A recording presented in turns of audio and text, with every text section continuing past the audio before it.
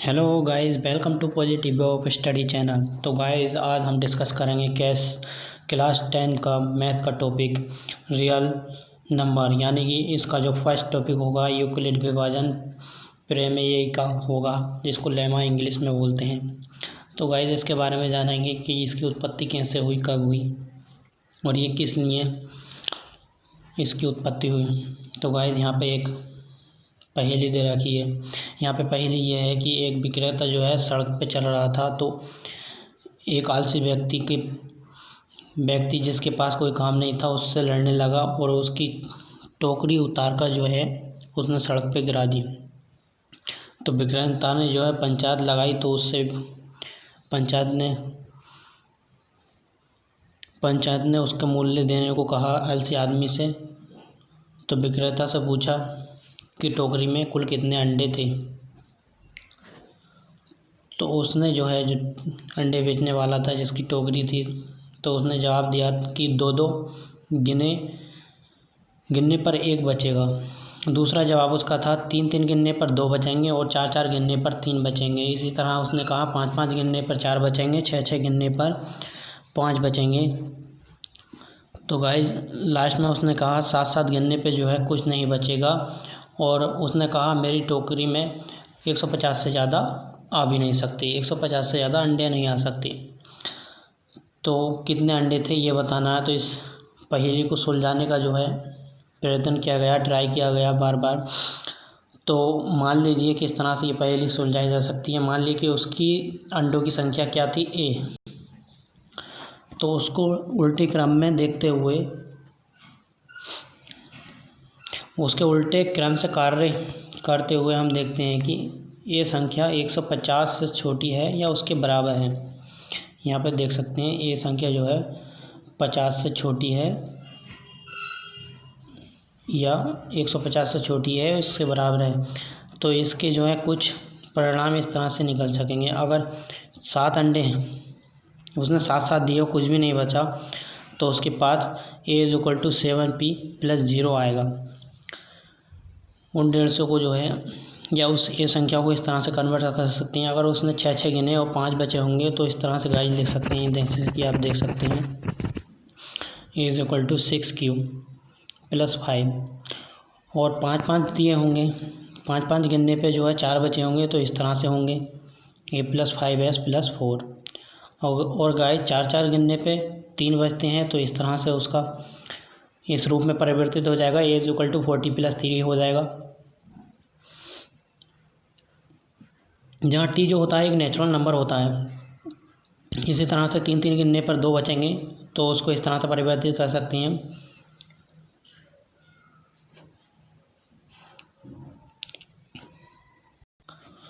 a = 3u + 2।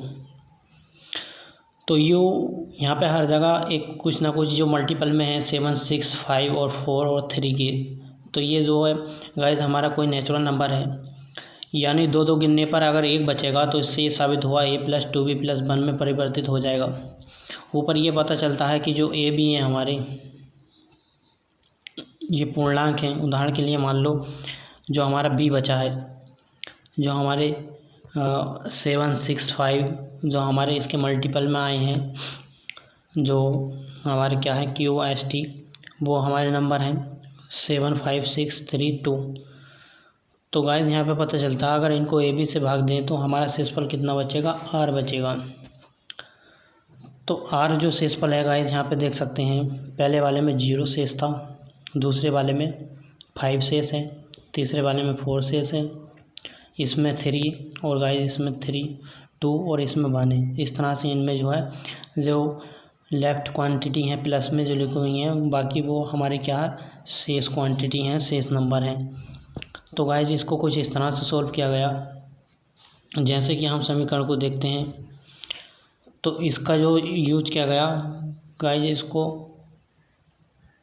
LCM के ज़रिए, यानी कि यूक्लिड का जो डिवीज़न प्रमेय का रूल था उसके ज़रिए इसको सॉल्व किया गया। अब मान लीजिए हमारे साथ 7 के गुणा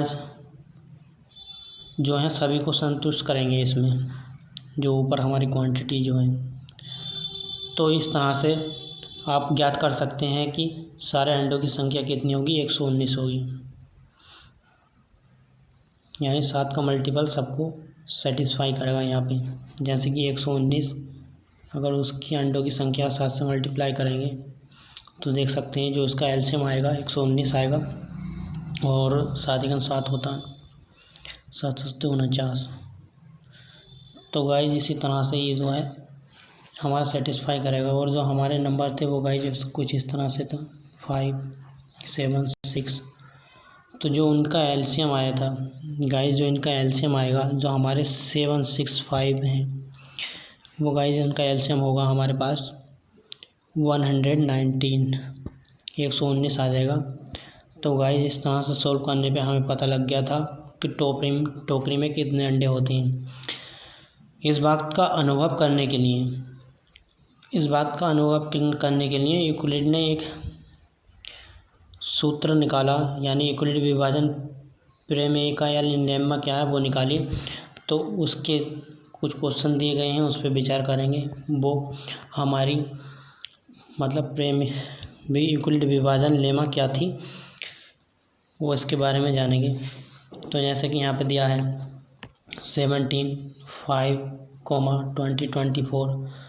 तो गाइस जो इसका हमारा रिमाइंडर आएगा हमारे पास, तो अगर 17 है हमारे पास, अगर 6 से मल्टीप्लाई करेंगे तो 2 टाइम जाने के बाद 12 हो गया, और लेफ्ट कितना रहेगा, 70 के इक्वल 5 रहेगा। तो 6 गोइज टू इंटू 17, 2 दफ़ा जा रहा है 6, 17 में 2 दफ़ा कट रहा है, और 5 हमारा रिमाइंडर बचता है, यानी 5 हमारा क्या बचता है, शेष बचता है। यहाँ पे देख सकते हैं 5 शेष बच जाता है। और 5 इंटू 12, वो 5 इंटू 12 करेंगे क्योंकि हमारा 5 12 है, तो 12 0 टाइम जाएगा, और हमारा 5 क्या ओनली रिमाइंडर रहेगा, क्योंकि 12 जो है 5 से बड़ा है, इसलिए कोई भी नंबर की उसमें मल्टीप्लाई नहीं हो सकती। इसी तरह से थर्ड एग्जांपल है 20 और 4। अगर 4 से 5 टाइम मल्टीप्लाई करें तो डायरेक्ट में हमारा 20 आ जाता, रिमाइंडर में कुछ नहीं आएगा। तो इससे हमें यह पता लग गया कि हमारी जो थ्योरम में कुछ इस तरह से है कि हमारा टोटल नंबर ए होगा और बी क्यू हमारा मल्टीप्लिकेशन होगा, यानी कि जो नंबर उसको डिवाइड कर रहा होगा, और प्लस हमारा आर रिमाइंडर होगा।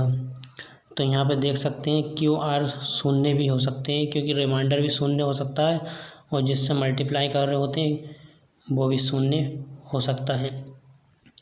तो क्यू आर शून्य हो सकते हैं।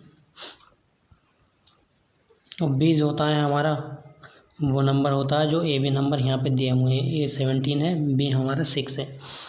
तो गाइज आगे डिस्कस करते हैं इसी के बारे में। यहाँ पे देख सकते हैं हमारे पास और 2-3 एग्जांपल हैं। 10 इंटू 3 है, 14 इंटू 9, 14,9, 81,3 है। तो गाइज इसको हम किस तरह से लिख सकते हैं, इसको इसी फॉर्म में लिख सकते हैं जैसे कि गाइज अभी बताया गया था। अगर हमारा 10 है तो इसको 3 के कितने मल्टीपल में आएगा, 3 और प्लस 9 जो है हमारा 1, आर जो है रिमाइंडर बचेगा। इस तरह से सबको कैलकुलेट कर सकते हैं ईजीली। तो गाइज चलते हैं अपने नेक्स्ट टॉपिक की तरफ। हमारा नेक्स्ट टॉपिक है यूक्लिड विभाजन लेमा। जो ये लिखा है प्रमेयिका को हम इंग्लिश में लेमा भी बोलते हैं। अगर हमारे पास 2 धनात्मक पूर्णांक ए भी हो, जैसे कि पीछे लिए गए हैं, हमने लिया था 12 इंटू 4 लिया था, या कह सकते हैं 10,3 लिया, तो वो क्या हमारे गाइस ए बी हैं। पहला नंबर हमारा ए होता, दूसरा बी होता, तो उसको गाइस इस फॉर्म में लिख सकते हैं A plus B Q plus R. और आर की जो वैल्यू होती है गाइस वो 0 से लेकर हमारी बी तक होती है, यानी कि जो बी की वैल्यू आती है, जो बी नंबर होता है, जैसा अभी दिया था 14 और 3, 14 इंटू 3,3। तो इस तरह से जो है ये हमारा पहला नंबर ए होगा और बी होगा, उसकी लिमिट आर की लिमिट के बराबर होगी, मतलब आर तक हो सकती है। तो इस आधार पे जो है यूक्लिड ने जो है विभाजन प्रमेय की उत्पत्ति की थी। तो उसके कुछ चरण हैं, उसके बारे में जान लेते हैं, उसके बाद एक्सरसाइज पे चलेंगे। तो इसकी ये कुछ एक्सरसाइज थी। इसकी चरण ये है, अगर कोई CD हमारे दो यूक्लिड विभाजन प्रेमिका का योग करते हैं तो हमें इस तरह QR मिलता है। Q हमारा होता है जो नंबर हम नेचुरल नंबर होता है हमारा वो होता है, और R हमारा रिमाइंडर होता है। Q हमारा कोई भी नेचुरल नंबर हो सकता है, R हमारा रिमाइंडर हो सकता है। अगर R हमारा 0 हो तब जो है C = DQ होता है। यदि R नॉट 0 हो, कहने का मकसद है R 0 हो, D पूर्णांक CD का HCF है, HCF होता है। अगर R 0 नहीं होता तो वो गाइस हमारा यूक्लिड प्रमेय द्वारा या प्रयोग करके उसको फाइंड कर लेते हैं। तीसरा चरण यहाँ पे देख सकते हैं गाइस, तीसरा जो चरण है हमारा, इस प्रक्रिया तब तक जारी रखते हैं जब तक कि हमारा 0 डेसिमल ना रहे। इस प्रक्रिया को कब तक कंटिन्यू रखेंगे, जब तक कि हमारा ये 0 नहीं आ जाए। कहने का मकसद ये है, जैसे कि हम देखते हैं हमारे पास कोई वैल्यू है 14,3, तो इस प्रक्रिया को किस तरह से करेंगे, 14 = 3 × 4 रखेंगे। इधर देख सकते हैं हमारा रिमाइंडर कितना आएगा, 2 आएगा। अब 2 को हम 3 से कट कर सकते हैं। 3 को कितना जाएगा, 1 टाइम 1 रिमाइंडर रहेगा। 1 को भी हमें अगर करना होगा तो गाइस 1 को किससे करेंगे, 2 से, तो 1 को 2 से 2 टाइम जाएगा तो हमारा रिमाइंडर 0 बचेगा। कहने का मकसद ये है कि ये प्रक्रिया यूक्लिड विभाजन की प्रक्रिया जब तक जारी रहेगी तब तक हम 0 नहीं बना देते इस मल्टीप्लिकेशन या डिवीज़न मेथड के तहत। तो चलते हैं हम नेक्स्ट क्वेश्चन की ओर। हमारी एक्सरसाइज नंबर 1 है, इसका पहला टॉपिक है, इसमें यूक्लिड डिवीज़न का प्रयोग करके HCF फाइंड करना है। 3 क्वेश्चन दे रखे हैं, इन 3 क्वेश्चनों का HCF फाइंड करना। तो नंबर 1 क्वेश्चन हमारा ये है कि अगर बड़े पूर्णांक शुरू किए जाएँ 2225, यहाँ पे हमारी वैल्यू एक दे रखी है, दूसरी वैल्यू है, ये हमारी बड़ी वैल्यू है, दूसरी वैल्यू है 135। तो गाइस हमें मालूम है हम किस तरह से करते हैं, बड़ी वैल्यू A को मान लेते हैं, इस तरह के फॉर्म में लिख देते हैं। जो हमने थ्योरम हमने अभी यहाँ पे थ्योरम जो प्रीवियस टॉपिक में सीखी है वो है कुछ इस तरह है, A = BQ + R। तो गाइस जो हमारा क्वेश्चन 1 है हम इस फॉर्म में लिख सकते हैं उसको। सबसे बड़ा नंबर हमारा A होता है, तो A गाइस क्या है, 25, 225 लिख सकते हैं यहाँ पे। अब इसको गाइस 135 के फैक्टर में इसको तोड़ना है, तो 135 के फैक्टर में 1 टाइम जाएगा और हमारा जो लेफ्ट बचेगा गाइस वो 90 बचेगा। 135 और 90 ऐड करेंगे तो हमारे पास 225 आ जाता। तो गाइस जो अब 90 बचा है, अब इस 90 के फैक्टर 130 के फैक्टर निकालेंगे 90 के फॉर्म में। तो 130 के फैक्टर जो है गाइस हमारे पास 130 देख सकते हैं आप, जो B है उसको A मान लेंगे और जो हमारा रिमाइंडर है उसको B बना लेंगे। तो 90 × 1 आएगा और हमारे पास लेफ्ट रहेगा 45, आप देख सकते हैं। अब हमारे पास ये 90 है और ये 45 है, तो यहाँ से देख सकते हैं जो हमारा 45 है वो क्या बनेगा, B बनेगा, और 90 जो क्या हो जाता है, A हो जाता है। तो 90 को A के फॉर्म में ले लेंगे। 45 से गाइस 90 कितने टाइम जाता है, तो 2 टाइम जाएगा 45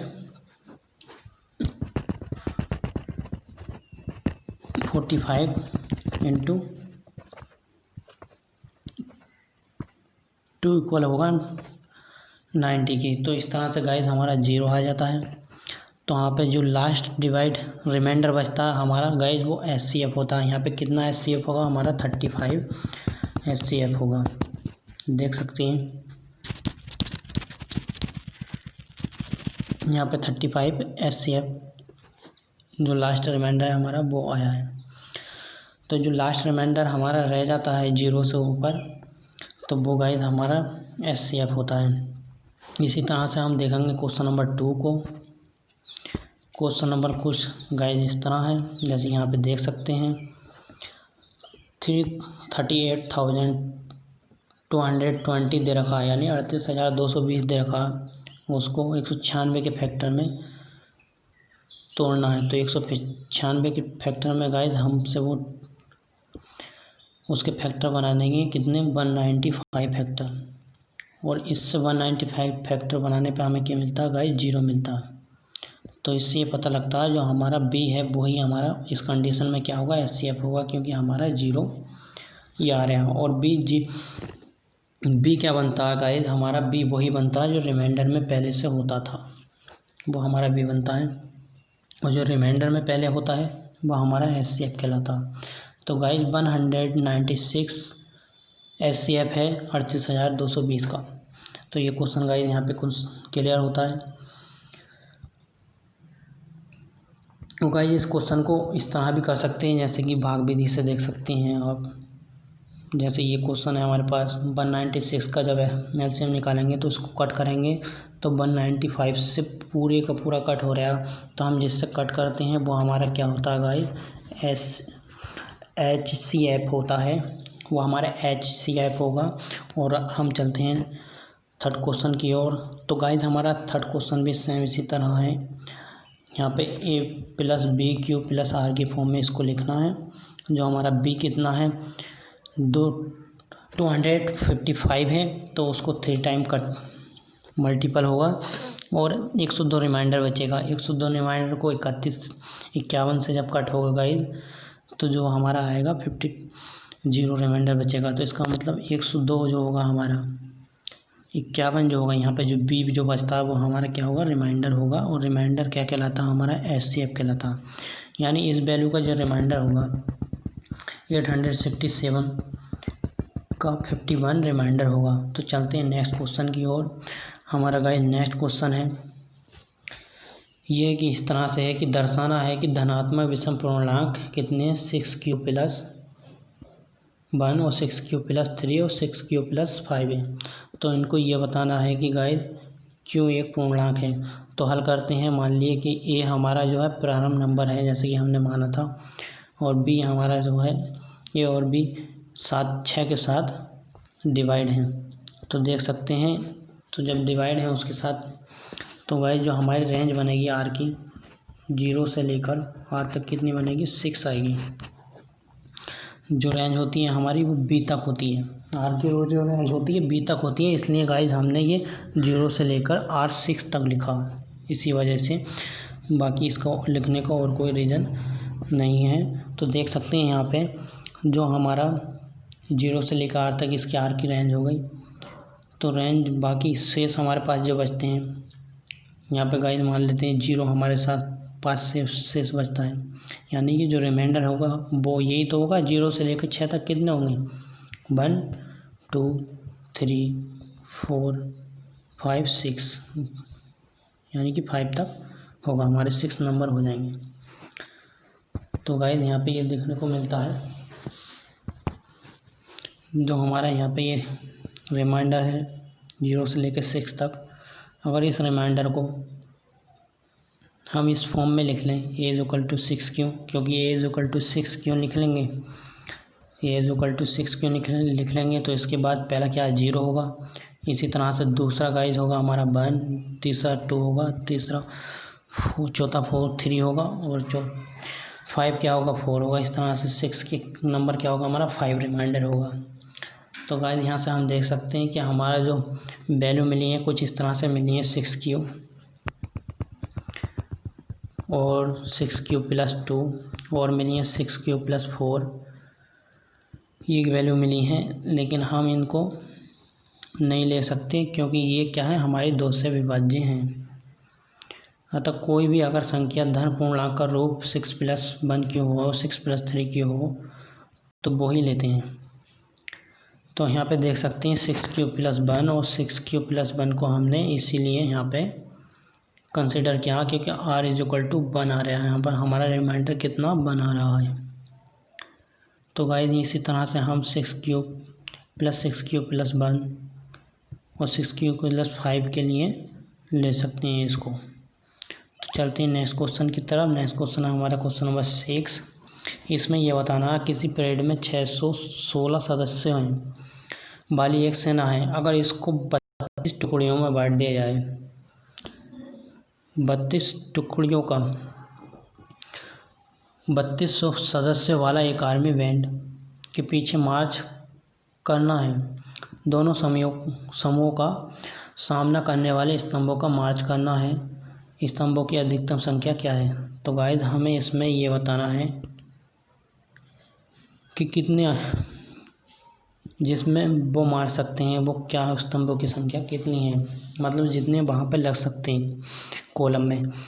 तो गाइस यहाँ पे हमें उसका SCF बताना है। तो बिल्कुल ईजी है, वही वाला फॉर्मूला लगाएंगे जो यूक्लिड का है गाइस, A+B/Q+R।